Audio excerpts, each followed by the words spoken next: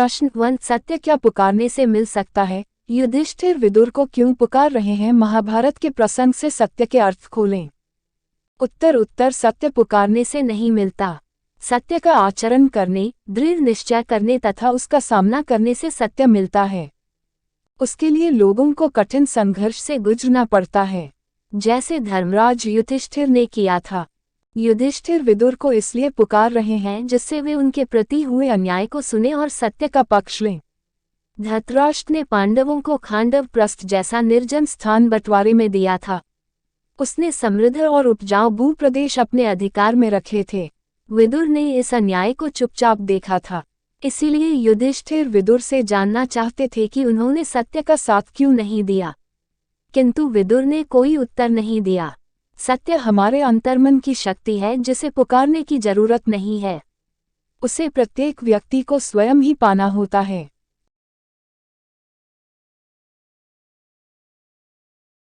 प्रश्न 2, सत्य का दिखना और ओझल होना से कवि का क्या तात्पर्य है? उत्तर, वर्तमान समय में तीव्र गति से होने वाले परिवर्तनों के कारण सत्य का कोई स्थिर स्वरूप नहीं है। वह हमें कभी दिखता है तो कभी छिप जाता है।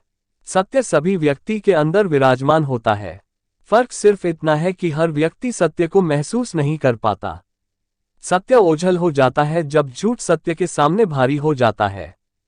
सत्य अगर सही तरीके से बोला जाए तो सत्य सत्य है, अगर सत्य को लोग तोड़ मरोड़ कर प्रस्तुत करते हैं तो सत्य ओझल हो जाता है। सत्य हमेशा उनको ही दिखता है जो दृढ़तापूर्वक सत्य का आचरण करते हैं। प्रश्न 3, सत्य और संकल्प के अंतर संबंध पर अपने विचार व्यक्त कीजिए। उत्तर सत्य को वही पा सकता है जो संकल्पवान एवं दृढ़ निश्चयी हो। युधिष्ठिर ने तब तक विदुर का पीछा किया जब तक वे शमी वृक्ष के नीचे रुक न गए।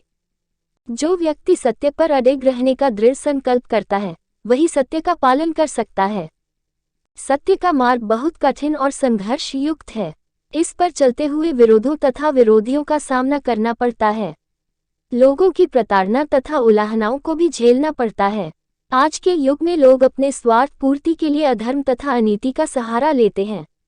ऐसे में सत्य के लिए कोई स्थान नहीं है, क्योंकि अधर्म तथा अनीति में असत्य फलता फूलता है। परंतु जो लोग दृढ़ संकल्प होकर इस मार्ग में बढ़ते हैं, सत्य का परचम वहां सदैव लहराता रहता है।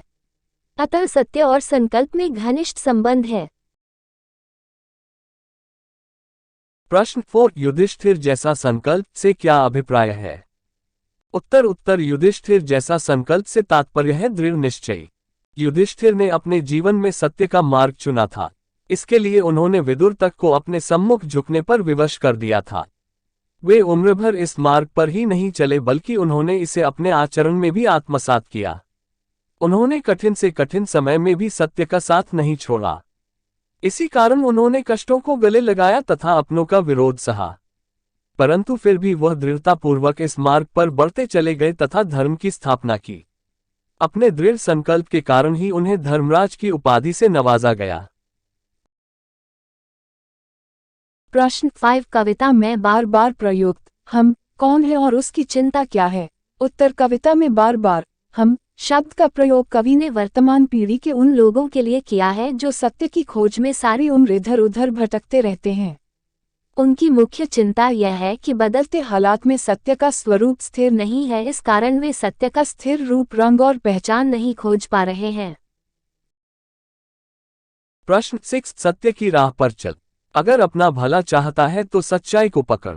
इन पंक्तियों के प्रकाश में कविता का मर्म खोलिए। उत्तर, कवि ने इस कविता में सत्य के महत्व को प्रतिपादित किया है।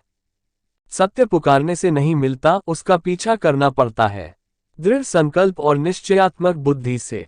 वह हमारी अंतरात्मा की आवाज है। कविता में मिथकीय प्रतीकों के माध्यम से कवि ने बताया है कि यदि व्यक्ति अपना भला चाहता है तो उसे सत्य की राह पर निरंतर चलते रहना चाहिए। सत्य का निष्ठा से अनुगमन करते चलो, वह अवश्य प्राप्त होगा। भले ही बदलते समय में सत्य का रूप बदल रहा हो, पर हमारी अंतरात्मा के भीतर उसकी चमक जाग उठती है। सत्य एक प्रकाशपुंज है जो हमारे भीतर तब समा जाता है जब हम निरंतर सत्य की राह पर चलते हैं।